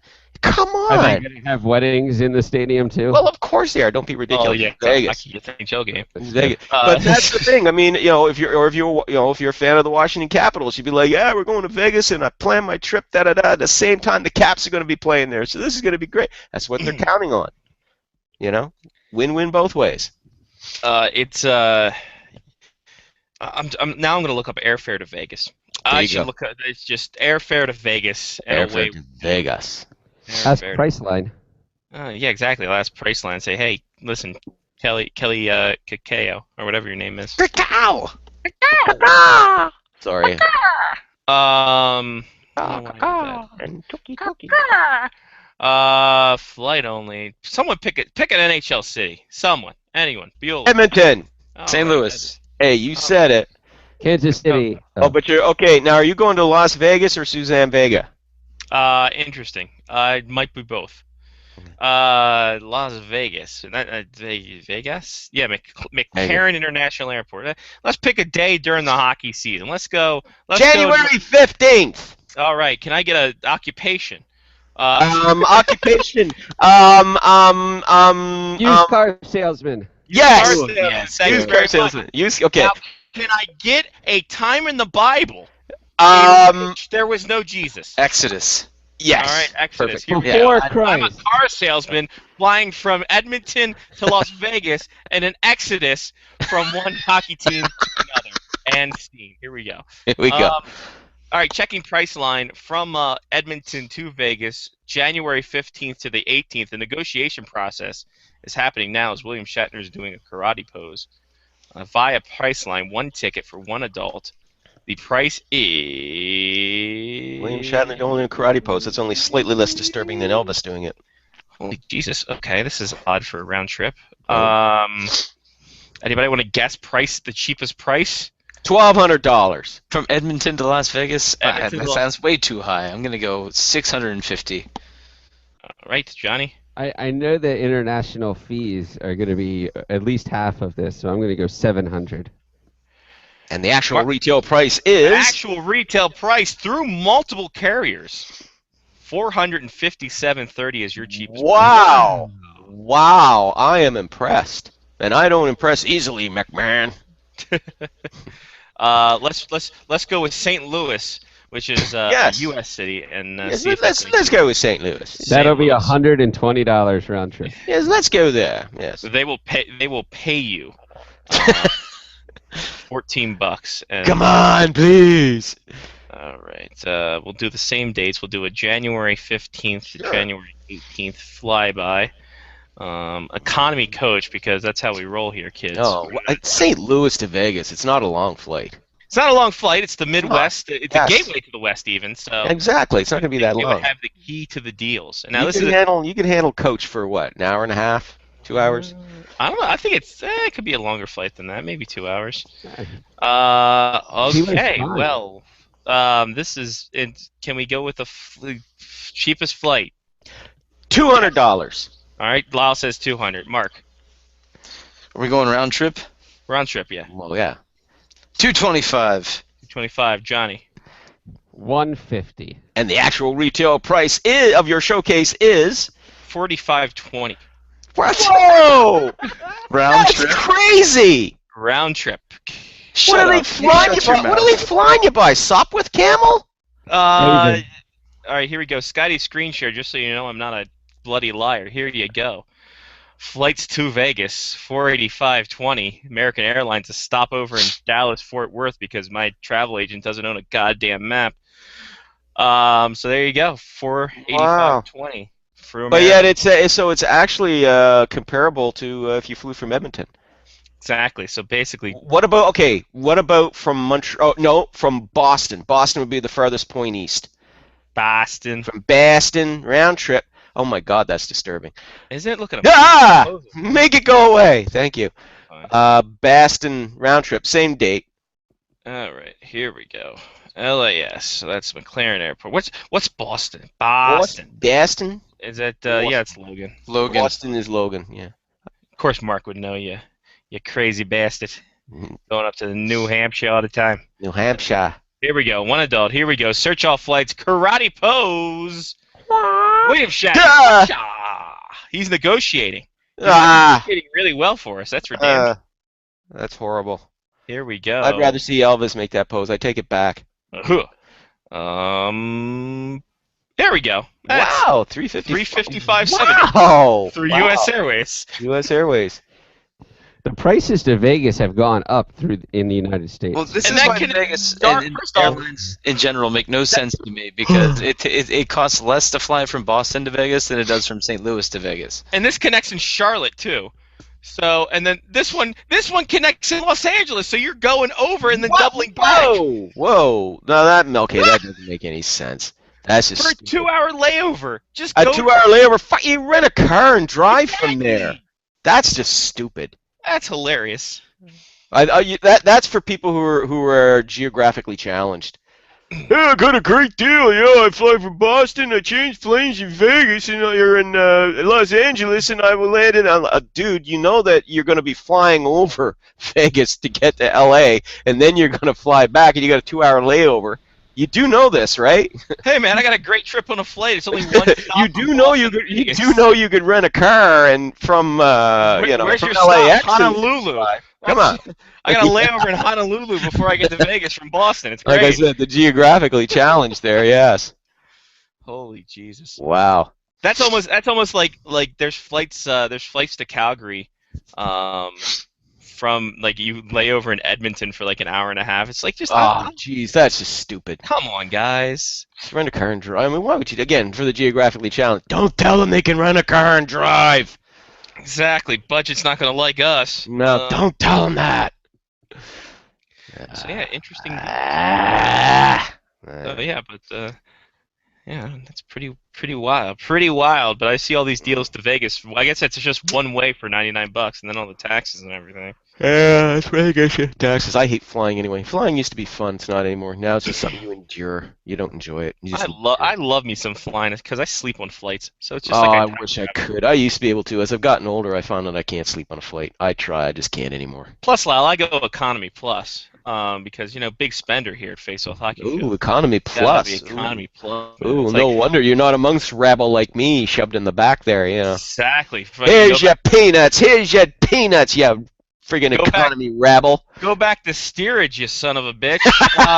Steerage class. Yes. Yes. Oh, and while you're down there, if you have a moment, go and spell off a couple of the stokers. There's no shoveling coal, for God's sake. Get down there. I'll be hanging out here with all us middle wigs, these smaller wigs here in Economy Plus. Yeah, Economy Plus. That's the best part about Delta is Economy Plus. So what's the difference between Economy and Economy Plus? Just tell me as I blow my nose. Blow your nose, and what I'll do is I'll find the reasoning behind. Sorry, I'm so professional. No, it's more legroom. Don't have to. Yeah, a little bit more legroom. A little more legroom. A little more legroom. So instead of your knees jarred up around your ears, they're only right here. 4 more inches of legroom, Lyle, and a 50% more recline. Whoa. And there you go. That's the first couple rows of economy class. I'm telling you. I get priority boarding because I'm also a Sky Miles member. I'm just, when I'm sitting there and I see those people start walking back to steerage, I'm like, you sons of bitches. If it wasn't so damn expensive, I would take the train, man. That's the way to go. And if I had lots of time to kill. Here we go. Economy comfort upgrades include extra legroom, prime seat location, priority boarding, extra recline, free beer, wine, and spirits, premium snacks, and a sleep kit. Ooh. Boom, sleep kit. What you know about sleep kits? Nothing. That's what. I want me a bullet train, man. I want the bullet train. I want Bullet Bob from the Mario. Dang. Away I go. The hell? What the hell airport is? Oh, Honolulu is HNL. So anyway, at least we know the cost of flying from different NHL cities into there you go. Vegas. So there's a reason why that'd work. That was your Face Off Hockey Show travel advisor, brought to you by William Shatner striking disturbing karate poses. You know what? If we could get TripAdvisor to sponsor the show, we would do the flight of the week. Yes. My goodness. Hey, TripAdvisor, come on. Kick in, sponsor the show. I have the top 25% of your reviews of people in Calgary. We will work for airfare. We will work for airfare. Come on. Actually, that's not a bad idea. Yes, I would happily work for airfare. I would. Or free hotels too. That'll work as well. Hotels and flights are really one of the I would work for airfare and discounted hotels. I'll work for airfare and 20% off of. Yes, I would do that. So come on, TripAdvisor, we will more than happily jump on board with this and give you your NHL TripAdvisor of the week. That'd be great. Yes, we could pull this off. And then we can also rate hotels in and around the location and exactly. So basically, it's traveling It's traveling for the end. All right, you know what? We got it. First off, I need to write something down and caulk the TripAdvisor before someone steals this idea. Quickly, right after the show ends. Okay, Get it's on not it. broadcasting live and no one's watching. So Okay, good. We're not broadcasting live. Well, we're not broadcasting audio live. Audio so it's not live. gonna actually go up after. I don't think so. Johnny said our levels aren't popping. I don't know what's going on. Oh, well. Apparently, Google Plus fucked us once again. Yay! Yeah. Airfare to Vegas. There we go. That's on the board. Put that on the board. And you know what? If you're going to Vegas, you got to be a gambling man, and the Ottawa Senators are gambling that Craig Anderson is their man for the next 3 years as he resigns a 3-year deal. Only weeks after Robin Lehner signed a 3-year deal, and everyone's like, Craig Anderson's gone. Peace out. So what? He re-signed. Yes. Damn it. First off, obviously, good deal for Craig Anderson. He's been, after bouncing around for so long, he's finally found a place in Ottawa. Good for him. Does this deter Robin Lehner's, develop this? Because this almost reminds me of a Jacob Markstrom situation where it's just a guy getting jerked around by the organization, but he's supposed to be the goalie of the future. No, I disagree. I think, first of all, Robin Lehner's seen a lot more playing time than Jacob Markstrom ever did. But more so, I think that, for Ottawa, I think this was the smart move to do. You've got at least for this season, for the next 3 years, you've got your tandem locked up. But I think more importantly, it's locked up for this year because I think they really want to see that competition between Lehner and Anderson because ultimately, what you're looking at here is you want Lehner to be able to step up and take over full time as the starter, so that then you've got Anderson as a trade chip. Because remember, if Lehner takes over as the starter this season, you don't even have to move him at the trade deadline. You could shop him in the offseason because it's like, hey, here's a perfectly good quality goaltender. He's got a couple more years left on a contract, so you don't have to worry about it. It's locked in. And the key for me on that was they both have no trade clauses. Now, Lehner wasn't in any position to get a no trade clause negotiated into his, but Anderson was, and he took the money instead. So, and what he's hoping, at least job security in the form of that contract anyway, right? But yeah. I think down the road, it wouldn't surprise me if it's, like I said, if Lehner steps up in a big way this season and carries the Senators back into the playoffs, then I think Anderson will almost certainly be gone at the June draft. I don't see them moving him at any point during the season because you want to have him as insurance. Remember, they ran into that problem a couple of years ago. First it was Anderson that went down, then Lehner got hurt, but fortunately they had Ben Bishop in their system, but they don't have that luxury now. But still, you're going to want to hang on, have both those guys. So, I think even if Lehner ends up stepping into the starter's role full time, they hang on to Anderson to the end of the season. Then they shop Anderson, try and get a decent return for him in the off season. Then you can sign yourself a good, affordable veteran goalie to back up Lehner. So I think that's what you're looking at long term. I'm actually looking. Nathan Lawson is third on the depth chart if you're scoring at home. So you don't even have to go out and get if you want to get a veteran backup. It depends on how comfortable they feel with Lawson. Yeah, no one feels comfortable with Lawson. There you go. So lots of affordable backups you can sign to 1-year deals to just bring in a mentorship or what have you. Lots of those guys kicking around. Yep, should be a holler for that. Stay with the Sens. Jason Spezza actually spoke for the first time since being traded and said one of the issues was the captaincy. Being the captain wasn't an issue for him, even though he got a little bit more criticized for that. And he said it was just quote-unquote time for him to move along. How much can we believe out of Gabe here? Is he a guy that we can say, or if he says it was time for him, that we believe, yeah, sure, it was time for him? I think it's a combination of both, actually. I do think that he felt more pressure this season, but I don't think that was the incentive for him to move on.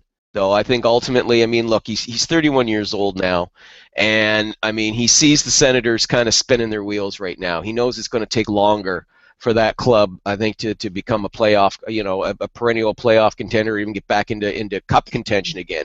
Meanwhile, you go to a team like Dallas, which you could look at them comparables and say, well, Dallas is only just a little ahead of Ottawa right now because they only just made the playoffs this year. But the the Dallas Stars have made huge strides in the past 2 years, and they have got an excellent general manager in there at Jim Nill, who so far, I mean, man, he's just been, he's put very few missteps along the way. Sergei Gonchar was a bit of a misstep, but they can't be perfect all the time. But by and large, the moves he's made has got this club improved in a big way. And I think, Spezza looks at the situation there in Dallas, and he sees this is going to be a club that's going to be, I think, probably within the next 2 to 3 years, could very quickly jump into being a legitimate cup contender. If you get Spezza there with Ales, Hemsky, who he meshed very well with in the short time they were together there in Ottawa. He can play there in that market. He's not going to have as much pressure as he was getting in Ottawa. He can move into a second line role, so he's not having to face the burden of carrying the offense anymore. So yeah, I think all of those things was just factored into him deciding it was time to move on. And let's face it, if he stayed in Ottawa for the final year of his contract, it was just going to be nothing but, are you going to resign? Are you going to resign? Are you going to resign? Are they going to trade you? Are they going to trade you? Are you going to walk by free agent? That's all he would have heard all season long from coming out of the Ottawa media. So yeah, all of that, it was time to move on. Now all he hears is so JFK, huh? And then they just go on a diatribe about Dealey Plaza. It's amazing. That was Dallas, right? He got shot? I don't know. Yeah. I say Dallas or Houston. Yes, it was Dallas. Yes. Hey, look at that. Look at me go. It was. Look at you. What other it was like aside from the expansion stuff, it's been quite a quiet week there, Lyle. I'm out of topic stuff. If you got some bag of fun stuff for us, you want to throw some junk on us, throw some junk on the fire here. Throw some junk on the fire. Let's but see. Not what your are junk because that's that height and the gliding. Like we do big way. Oh yeah, the whole thing of with the NHL recently changing the rules for the draft lottery. I've read and heard people saying that this is just the NHL's way to prevent tanking. Teams from tanking the season so that they could get better shot at improving their odds of landing the first round pick in an entry draft. And listen, I'm not naive, but at the same time, I have a very hard time buying into this whole concept of an NHL team tanking. I really do. You'd have to, first of all, you'd have to have your team owner would have to buy into it, for one thing, or the directive would have to come from on high. You will throw this season so we can get Connor McDavid in the 2015 draft. The general manager would basically have to gut the team as much as possible, okay, to just shore away as much depth as possible without being blatantly obvious that you're trying to tank. The coaching staff would have to buy into this big time, which means that they would have to head coach would have to make sure that at crucial game situations that the worst players are on the ice. Okay, penalty killing, power play, or that you got your backup goalie playing against the best team in the league or something like that. You know what I mean? So you'd have to have that, and even more importantly, you'd have to have the players buying into this. Okay, and that is just impossible. Okay, even you could get one or two guys maybe to buy into it. Most of them won't, because professional athletes, they're not wired that way. They're not wired to willingly lose. They are ultra competitive. They go out to play to win no matter what, even if they're playing on the worst damn team in the league. They still go out each game and try to win. And even though, consistent losing can start to wear on you and you can get discouraged and maybe, subconsciously you're not getting up for games like you used to, but, all it takes is just, sometimes the opposite effect can happen. Sometimes you can see, sort of an underdog feeling take a hold of a team. It's almost like that, you think of the movie Major League, it's almost in that sort of way where a team becomes cohesive, where they're underdogs, nobody expects anything from them, so they just relax, they're loosey-goosey, they go out, and then they start winning some games, and then they start to believe in themselves. And the next thing you know, they're going up in the standings, and there goes their chances of tanking. So, I understand. I know the whole rumored history of how the 1983-84 Penguins supposedly tanked the season. Management did, and supposedly their coaching staff supposedly did. It's rumored that they did in order to finish dead last so that they get the first overall pick in the '84 draft and draft Mario Lemieux. Again, accusing a team of tanking is one thing. It's like collusion, accusing NHL general managers or NHL owners of collusion, to try and say artificially keep, to try and ensure that not a lot of players get offer sheets. That's the latest thing that you hear when it comes to collusion. Oh, they're conspiring so that they, teams won't get, or players won't get offer sheets, so it doesn't drive prices up. But here's the thing: collusion, like tanking, it's easy to make that accusation. It is almost impossible to prove it, especially in this day and age. Okay, and this, and the NHL has changed from 30 years ago. The feasibility of a team tanking was easier. You could say was at least easier 30 years ago. You didn't have a draft lottery then. Okay, so if you finished dead last, you were guaranteed to getting the first overall pick. Doesn't work that way now. Even with the old rules, it didn't work that way. How many times did we see a team finish dead last, wind up finishing second? Wind up not getting that first overall pick, in the draft lottery. It wasn't always a guarantee. The reason why they changed these rules was to try and weight it so that these teams which consistently finish poorly aren't going to have that automatic shot of at least getting into the top 2 or the top 3 picks almost all the time. That's what they're trying to do. They're trying to kind of change the odds a little bit more to make it a little more difficult. Just to kind of spread it around a bit more. So you're not seeing a team like the Edmonton Oilers consistently getting like 3 first-round picks in a row. That's where that all comes from. It's not, because they want to prevent teams from tanking. Well, good luck with that. In this day and age, and especially in this information age, the social media and everything else, come on. It's almost impossible now if a team wanted to tank that they could actually get away with it, because they would be very quickly found out. The general manager would lose his job. The president of the team or the owner of the team would be heavily fined. Coaches would lose their jobs. Any players who were complicit would be blackballed and either, and if not banned from the league, then you could bet your ass that the league would take steps to make it very difficult for their continued employment in the National Hockey League. So I'm sorry, I do not buy into that whole theory at all. Fun fact here, if we want to talk about the lottery situation, and by the way, bravo to Lyle for that. That was a fantastic explanation of everything. Thank you. And you idiots out there thinking it's tanking, go. Long walk off a short pier. It's conspiracy theory nonsense. In this day and age, people tend to give credence to any crank who pulls something out of his ass as a conspiracy theory. And they love this whole things are not what they seem. You know what? I hate to spoil your fun there, Tinfoil Hat Brigade, but in most cases, things really are as they seem.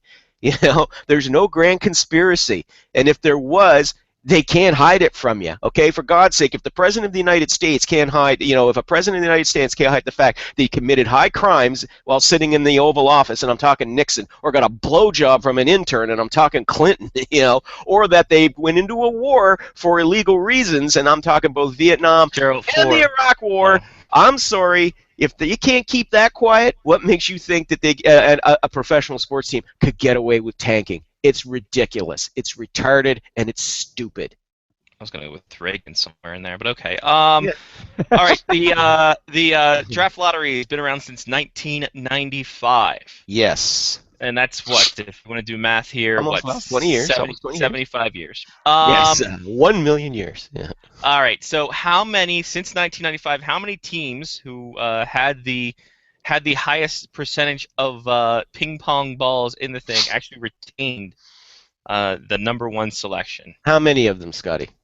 Let's go around the horn and get everyone involved. We start with Lyle. How many of them? Okay, give me the question again. Since 1995. Yes. How many teams retained the first selection by having the most ping pong balls in there? So they were the 30th place team. Yes. They got the most ping pong balls. So when their ping pong ball got picked up, then they retained the first overall and didn't have anyone move from whatever to whatever. Okay, I'm going to say 9. Mark. 7. 7. Johnny P. 11. Mark going over again, but he's the big winner. 6. Woohoo! Well 6. done, Mark. Well done. We were all pretty close. We were all right in that damn ballpark, man. There's also a really good way to prevent tanking, and that's called making them play in a lower division. Well, that's why we're all having all this expansion. Yeah. Having all this expansion so we get relegation if possible. I think that would be a very good idea for the NHL, actually. Set up a second league. Yeah. To review, the 6 teams, Ottawa retained in 96, Boston in 97, St. Louis in 2006, Tampa in 08, Islanders in 09, and Edmonton in 2010. There you go. Booyah. Booyah. So there goes your tanking, kids. Tank that, jerk asses. Mhm. Because look how well it went for Buffalo this year. Oh, yeah. Woo. Yeah. Poor guys. But I like the caveat that I like about the draft lottery is not this year's, but next year's when the first 3 picks are selected by lottery. Yeah. That's pretty neat. I enjoy that a lot. Mhm. So there's that. That portion's fun. You got anything else? No? We got a few minutes to spare here.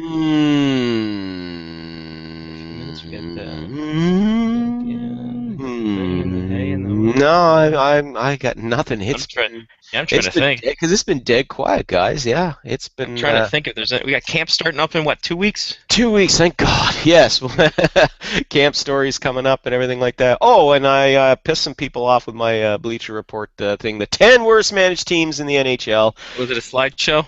Oh well, of course. I'm the king of the slideshow, my friend. That's probably why they did that.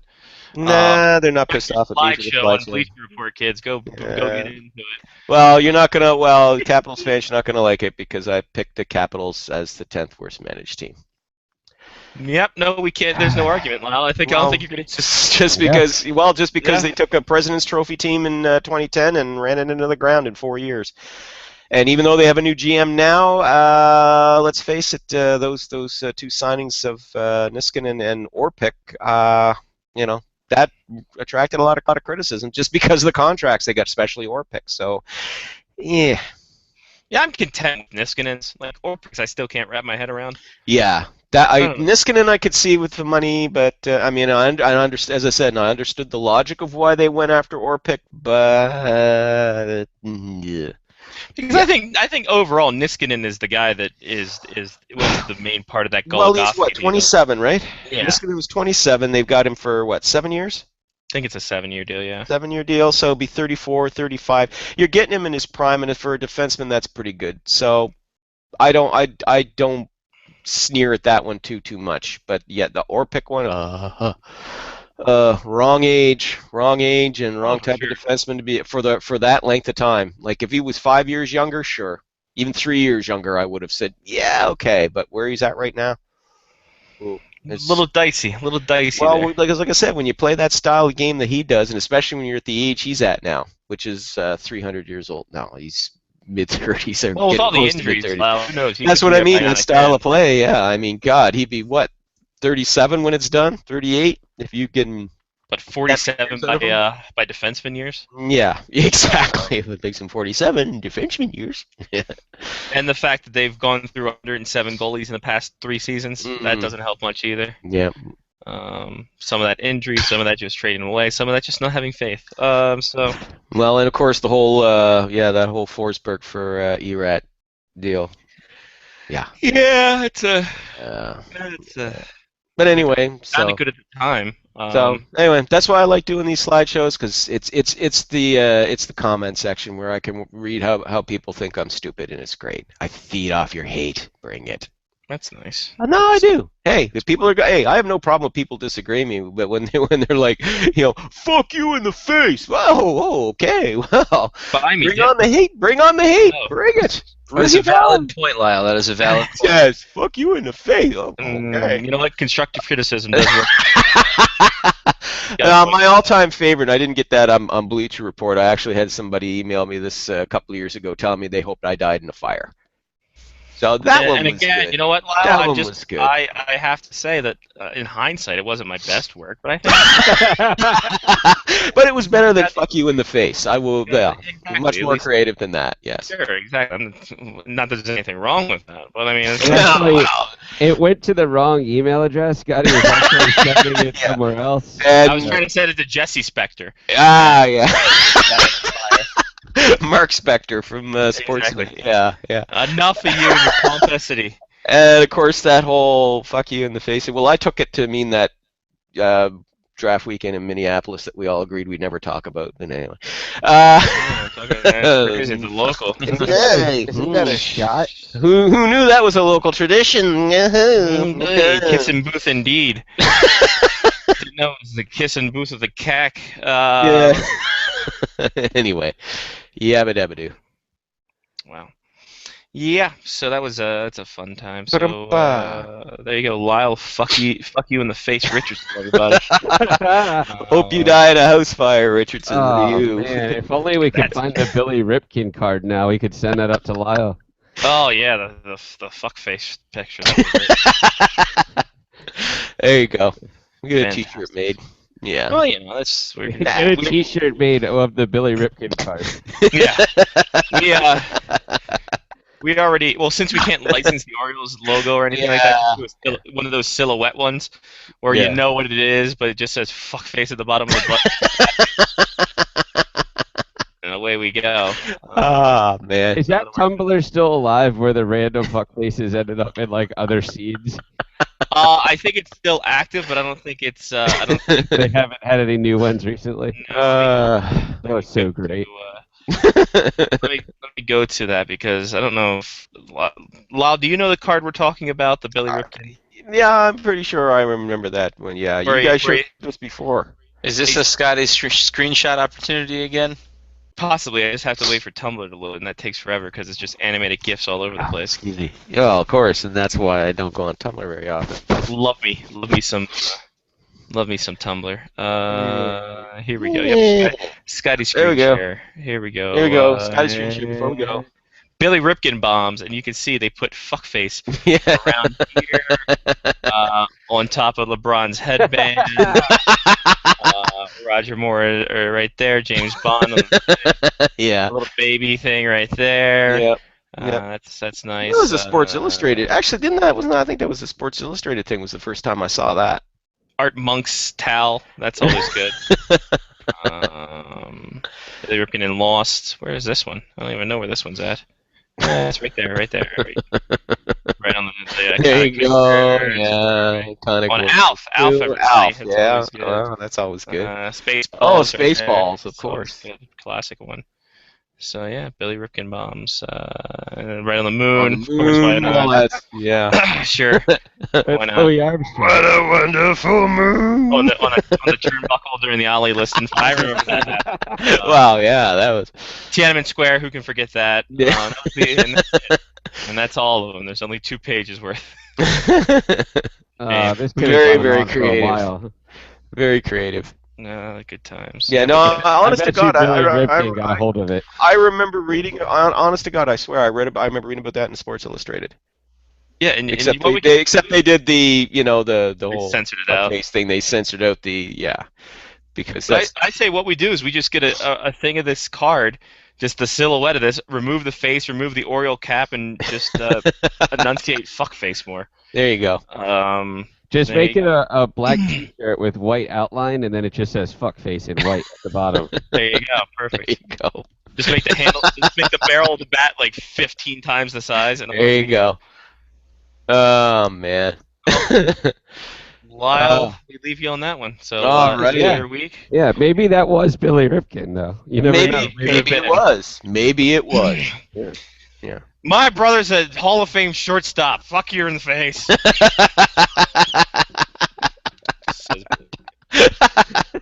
The guy's screen name's not Billy Ripken. Problem. Oops. Oh man, that struck me really funny. Not Billy Ripken. Oh man. On that note, yes, on that note, I love to go out on a belly laugh. So thank you very There much. we go. All right, Lyle. We'll talk to you next week. There. Talk next week. And best of luck with the soccer officiating. Not too many red cards there, Johnny. We'll see what happens. Alrighty. See how it plays out. There he goes, Lyle Richardson, BleacherReport.com, SpectresHockey.net. The hockey news and PEI Guardian, R Guardian.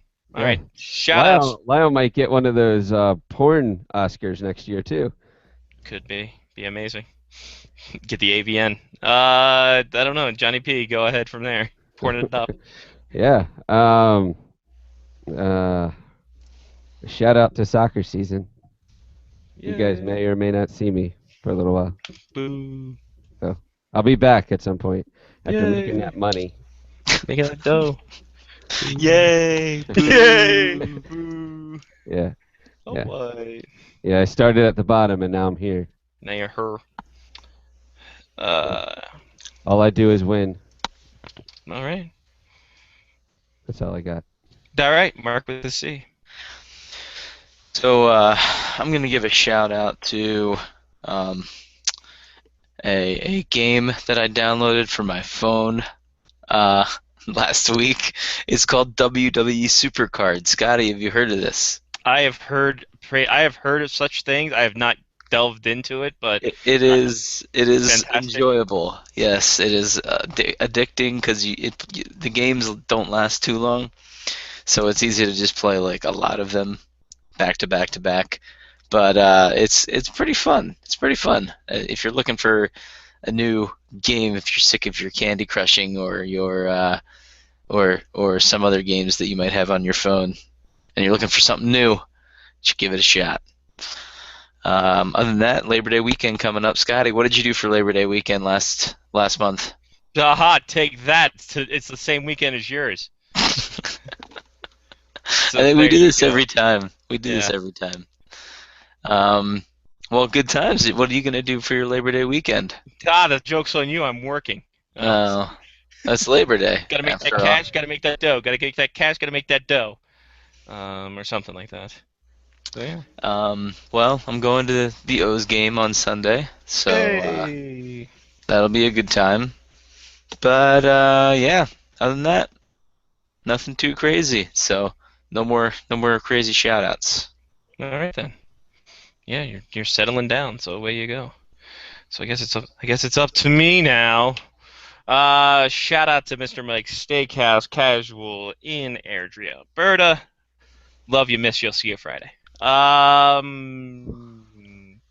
Shout out to this bowling show. Maybe getting off the ground or not. We'll see how lazy I get and how many people want to hang out and do this garbage. Shout out to all the people who listen to the Farm Report, getting rave reviews. Yay. Go team. And everyone who listens to this show, because we're going to get a lot of more people because we're in the Midwest, and the Midwest is huge. It's the middle of the West. They got nothing else to do. They're going to listen to us. So thank you for joining in. It gets better because hockey's going to be starting soon. We're not talking about whatever we're talking about. What were we talking about? Oh yeah, making up bar names. That's what we were talking about. And Strumbly Thursday. Hashtag that. That's it. That's all. So, for Johnny P. Mark with a C, I'm Scotty Waz. Take care of yourself and someone else. Has been Face Off Hockey Show on faceoffhockeyshow.com, which is also our Tumblr.